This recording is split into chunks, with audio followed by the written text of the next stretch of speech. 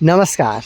एक और नया वीडियो में आप सभी का बहुत बहुत स्वागत है। दोस्तों आज की इस वीडियो में मैं आप लोग को डायरेक्ट साइट से एक बनता हुआ घर का प्लिंथ लेवल तक का किया हुआ काम और साथ में इस घर को बनाने में अब तक टोटल कितना रुपये का खर्चा आया है, इसके बारे में भी आप लोग को पूरा जानकारी देना चाहता हूं। तो आप लोग देखिएगा इस बनते हुए घर को, और इस घर को बनाने में अब तक टोटल कितना रुपये का खर्चा आया है, इसके बारे में भी आप लोग को बताऊंगा। इससे आपको फ़ायदा ये होगा कि आप अपने बनने वाले घर के लिए आपको काम किस तरीके से करवाना है वो भी पता चल जाएगा, और अगर आप प्लिंथ लेवल तक का काम करवाते हो आपका कितना का खर्चा आने वाला है, इसके बारे में भी आप लोग को एक अनुमान मिल जाता है। तो चलिए पार्ट वाइज देखते हैं कि आखिर इस घर को किस तरीके से बनाया जा रहा है। दोस्तों सबसे पहले बात कर लेते हैं इस बनते हुए घर का साइज़ का। तो इस घर को 28 फीट बाई 50 फीट में बनाया जा रहा है। जी दोस्तों 50 फीट बाई 28 फीट में बनाया जा रहा है। अगर स्क्वायर फीट का बात किया जाए तो लगभग 1400 स्क्वायर फीट में इस घर को बनाया जा रहा है। और इस घर में आपको 4 बेडरूम के अलावा hall, dining area, kitchen, toilet, bathroom के साथ में सीढ़ी भी देखने को मिलने वाला है। आइए दोस्तों स्टेप वाइज बात कर लेते हैं कि आखिर इस घर का काम को किस तरीक़े से किया जा रहा है और किस तरीक़े से यहाँ पे कुछ गलत काम में किया जा रहा है, उसके बारे में बताऊंगा। और जो यहाँ पे अच्छा काम किया गया है, एक अच्छा काम ऐसा भी है जिसके बदौलत यहाँ पे लगभग 1 लाख के आसपास में रुपया का बचत है वो कर लिया गया है। तो किस तरीके से इसका काम किया गया है आइए बिल्कुल स्टेप वाइज मैं आपको बताता हूँ। काम आपके सामने है, प्लिंथ लेवल तक का काम है वो किया गया है। मतलब इस लेवल पे इस घर का फर्श का काम है वो किया जाना है, फर्श बनाना है। ये जो आप लेवल देख रहे हो, ये जो लेवल है इस घर का फर्श का लेवल है। और इसके साथ साथ देखिएगा तो यहाँ पे भी कोई बीम का उपयोग नहीं किया गया है। यहाँ पे आप देखिएगा तो ये जो है बैंड का इस्तेमाल किया गया है। इसे बहुत सारे लोग डीपीसी का नाम भी दे देते हैं, लेकिन डीपीसी जो होता है वो 2.5 इंची मोटा तक होता है। लेकिन यहाँ पे देखिएगा तो 4 इंची मोटा यहाँ पे काम है वो किया गया है। बैंड और बीम में और डीपीसी में ये फ़र्क रहता है दोस्तों कि जब डीपीसी करते हो तो 2 से 2.5 इंची के आसपास करते हो।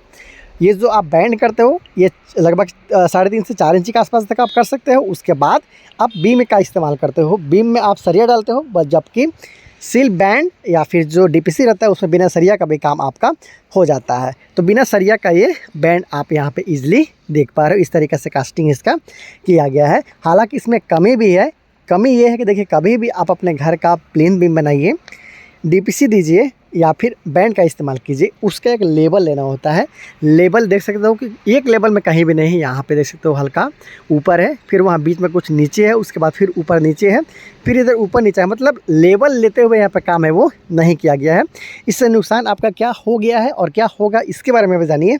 इसका नुकसान ये है दोस्तों कि जब आप अपने घर के लिए फ़र्श का निर्माण कराते हो, इसके लिए आप फिलिंग करते हो, ब्रिक सोलिंग करते हो, फिर जब ढलाई के लिए जाते हो तो पता चला वो कोना नीचे है, फिर बीच में ऊंचा है, फिर इधर नीचा है। तो वैसे में जब आप फिर उसको मेंटेन करने जाते हो तो फिर आपको एक्स्ट्रा जो है वो मसाला नीचे की तरफ देना पड़ता है, तब जाके आपका फ़र्श जिधर आप ढाल चाहते हो उधर आपका मिल पाता है। जैसे कि यहाँ पर भी देख सकते हो उधर नीचे है, फिर बीच में ऊंचा है, उसके बाद फिर ये नीचा है। किसी एक तरफ ढाल करने में आपका काफ़ी प्रॉब्लम का सामना करना पड़ सकता है। इसका सोल्यूशन ये है कि जब भी आप अपने घर के लिए जो लेवल होगा उसको पहले से निर्धारित करें, किधर आपको स्लोप चाहिए, उसी तरीक़े से आप उसका कास्टिंग कीजिएगा। उसके साथ साथ ये ऊपर और नीचा जो होता है ये लेबलिंग का सही इस्तेमाल न होने के कारण होता है। तो आप पाइप से भी इजीली मिस्त्री को बोलकर लेवल इसका निकलवा सकते हो। तो इस तरीके से तो यहाँ पे काम किया गया है, देख सकते हो। इसका फर्श का जो ऊंचाई है इसके बारे में बात कर ले जाए तो ग्राउंड का लेवल आप यहाँ से अच्छे तरीके से समझ पाए। देखिए ये जो अगल बगल का ग्राउंड का लेवल है वहाँ से लगभग 3.5 से 4 फीट के आसपास में इसका ऊंचाई है वो रखा गया है। आप इजीली यहाँ पे देख सकते हो प्रत्येक घर का जो यहाँ पे लेवल का काम है लगभग सेम है, क्योंकि जो ज़मीन आप देख सकते हो बिल्कुल बराबर ज़मीन है, समतल ज़मीन है। तो 3.5 से 4 फीट के आसपास तक का ऊंचाई यहाँ पे आप इजीली देख सकते हो। तो इस तरीक़े से इसका ऊंचाई का काम है वो किया गया है। इस घर का अगर बीम के बारे में बात कर ले जाए तो नीचे में बीम प्रोवाइड किया गया है। वो जो आप बीम देख पा रहे हो ये देखिए, शायद आप बाहर से अच्छे तरीके से समझ पाइएगा, अभी मैं आपको चलकर दिखाता हूँ। उसके साथ साथ जो अंदर में चीज़ आप समझ सकते हो उसे भी आप देख लीजिए कि पीछे की तरफ भी कुछ ब्रिक वर्क है वो करने का काम है वो स्टार्ट कर दिया गया है। ये देख सकते हो प्लिंथ लेवल तक का जो काम है, उसके बाद में 3 से 4 तक आसपास तक ये देख सकते हो ब्रिक वर्क यहाँ पे किया जा रहा है।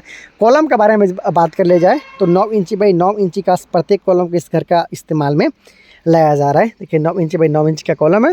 4 सरिया का इस्तेमाल किया जा रहा है 12 mm का। देखिए चारों जो सरिया है ये 12 mm का है इस कॉलम के लिए, और 8 mm का जो रिंग है इसका इस्तेमाल है वो किया गया था। तो इस तरीक़े से कॉलम और बीम जो है यहाँ पे लगाया जा रहा है। सील बैंड है उसका भी आप काम यहाँ पे देख पा रहे हो। दोस्तों इस तरीके से काम यहाँ पे किया जा रहा है। ये जो आप सरिया निकला हुआ देख पा रहे हो, अगर आपको नहीं पता तो आइए मैं आपको बता देता हूँ। ये जो सरिया निकला हुआ है ये सीढ़ी के लिए निकला हुआ है। ये बीम का कास्टिंग करते समय ही कुछ इस तरीके से सरिया यहाँ पे निकाल लिया गया है। उसके बाद में यहाँ पे सीढ़ी का कास्टिंग है वो किया जाएगा, ढलाई किया जाएगा इसी सरिया के साथ में। सरिया को मोड़ते हुए जो उधर वाला सरिया देख रहे हो उसे भी इसी तरीके से इधर मोड़ दिया जाएगा। उसके बाद यहाँ पे सीढ़ी का निर्माण है वो किया जाएगा। तो इस तरीक़े से इसका काम है वो किया जा रहा है। बीम के बारे में चलिए मैं आपको दिखा देता हूँ कि जो इस घर के लिए बीम का इस्तेमाल किया गया है उसका साइज़ क्या है और किस तरीके से इस्तेमाल यहाँ पे किया जा रहा है। ये जो बीम है इसे आप ग्राउंड बीम नहीं बोल सकते हो, ये सपोर्टिंग बीम है। ये देख सकते हो ये सपोर्टिंग बीम है कुछ इस तरीक़े से। तो बिल्कुल ग्राउंड के लेवल पर रहता है उसे हम लोग ग्राउंड बीम बोलते हैं। थोड़ा ऊपर रहता है तो सपोर्टिंग बीम हो गया। इस लेवल पर बीम रहता है तो उसे प्लिंथ बीम बोला जाता है। लेकिन यहाँ पे सील बैंड का इस्तेमाल किया गया है।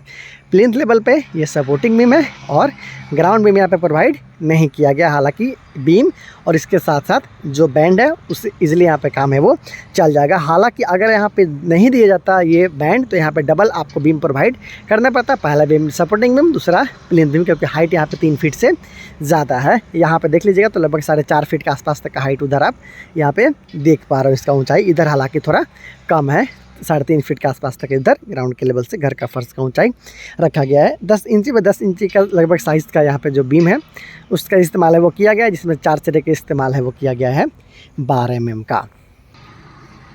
तो दोस्तों अब जान लेते हैं कि आखिर इस घर को बनाने में अब तक टोटल कितना रुपये का खर्चा लाया है। तो इस घर के ठेकेदार के अनुसार इस घर को बनाने में अब तक 4,10,000 रुपये के आसपास में खर्चा है वो आ चुका है। ये एक बड़ा साइज़ का बनता हुआ घर है। मैंने बताया 28 फीट बाई 50 फीट के आसपास का साइज़ का ये बनता हुआ घर है। तो ऐसा में लेबर कॉस्ट के साथ साथ मटेरियल कॉस्ट को इंक्लूड करते हुए मैं आप लोग को खर्चा है वो बता रहा हूँ। साथ में इस कॉलम का जो फुटिंग है अगर इसके बारे में बात कर ली जाए तो 3.5 फीट बाई 3.5 फीट का इसके लिए फुटिंग लगाया गया था, जिसके लिए 4 फीट बाई 4 फीट का गड्ढा खोदा गया था। और जाली के रूप में जो यहाँ पे इस्तेमाल किया गया था, बहुत सारे लोग को जाली में भी कन्फ्यूजन रहता है कि 8 mm का जाली यूज़ करें घर का फुटिंग में या फिर 10 mm का यूज़ करें। तो 10 mm का आप इजीली यूज़ कर सकते हो। और यहाँ पे लगभग 3 फीट बाय 3 फीट के आसपास का जाली इस्तेमाल किया गया था।